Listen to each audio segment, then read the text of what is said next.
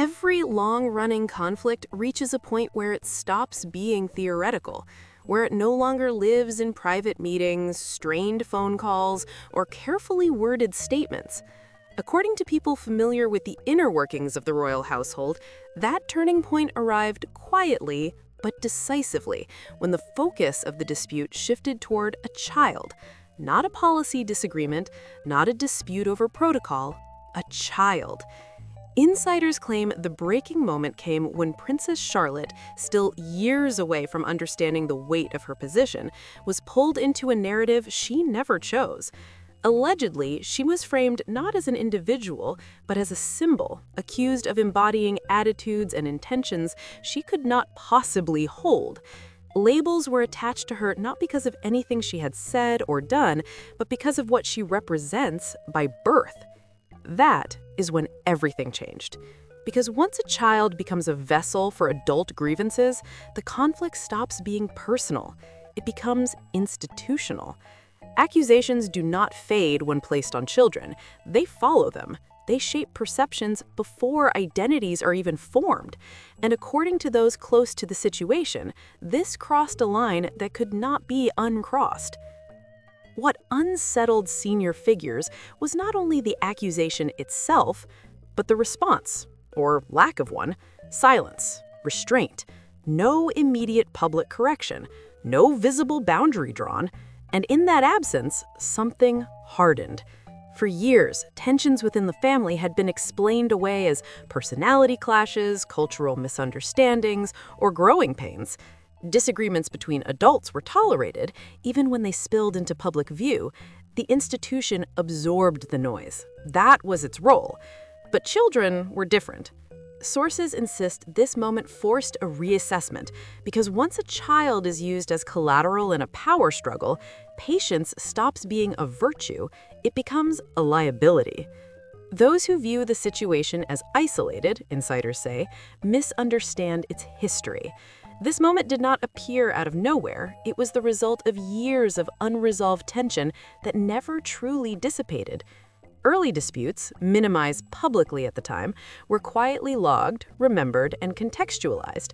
One frequently cited example is the bridesmaid dress disagreement ahead of the wedding.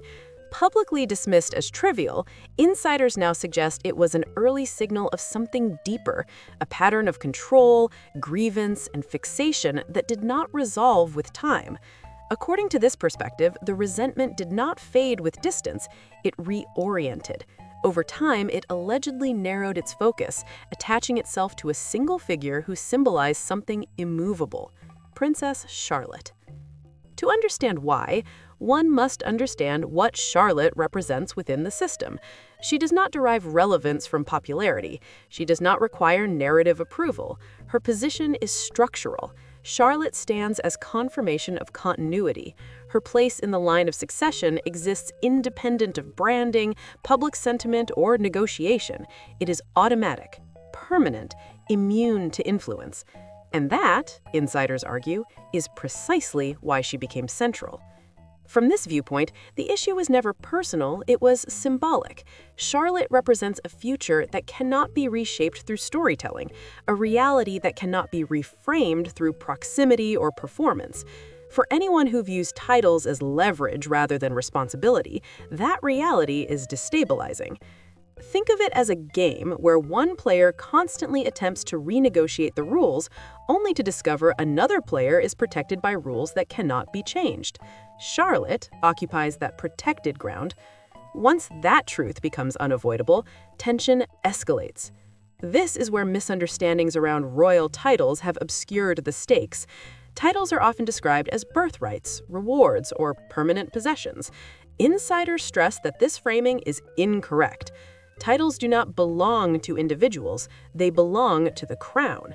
They are granted, adjusted, or removed at the discretion of the reigning monarch through formal instruments. Parliament does not control this process. Public opinion does not vote on it.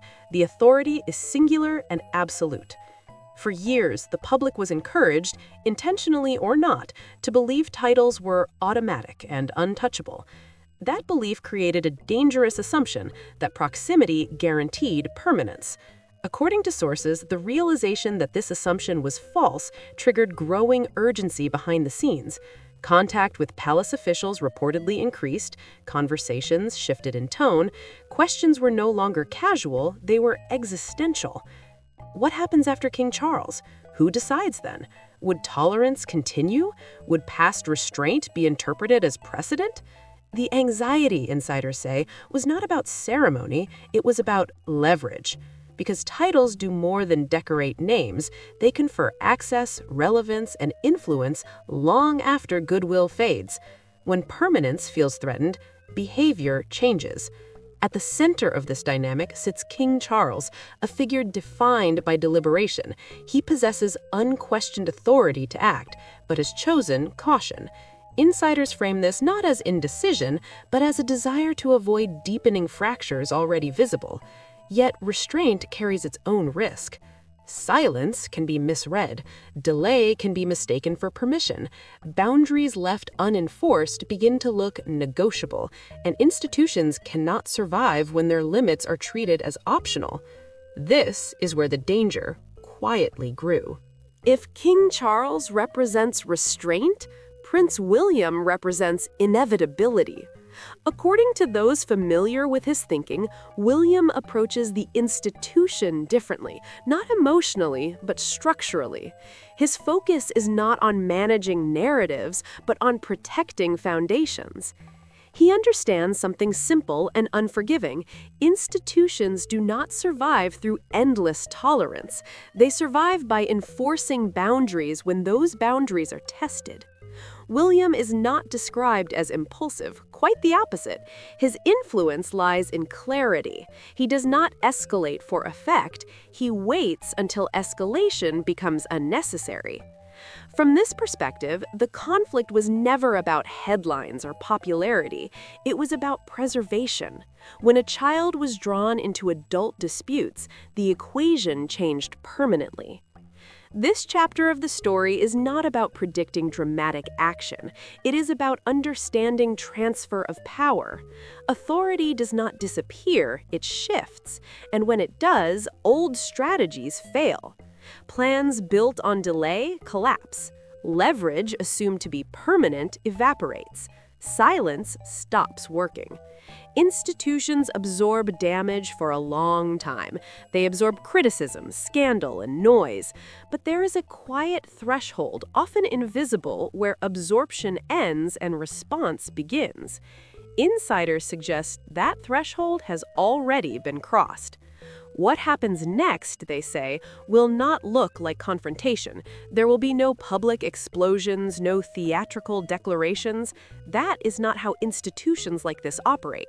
Instead, there will be distance.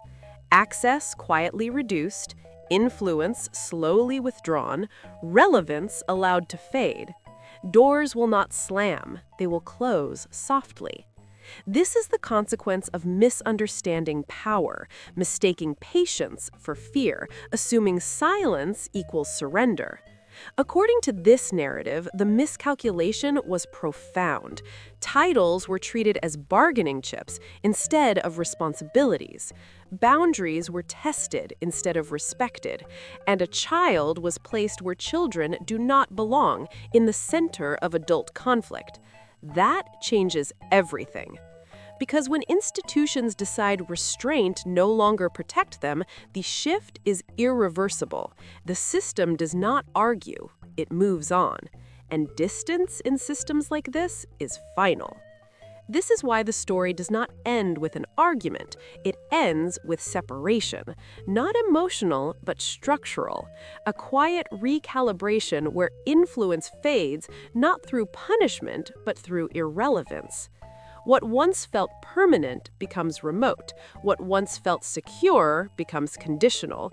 And what once felt negotiable becomes closed. The moment restraint ends is rarely loud, but it is always decisive. And once that moment passes, there is no appeal process.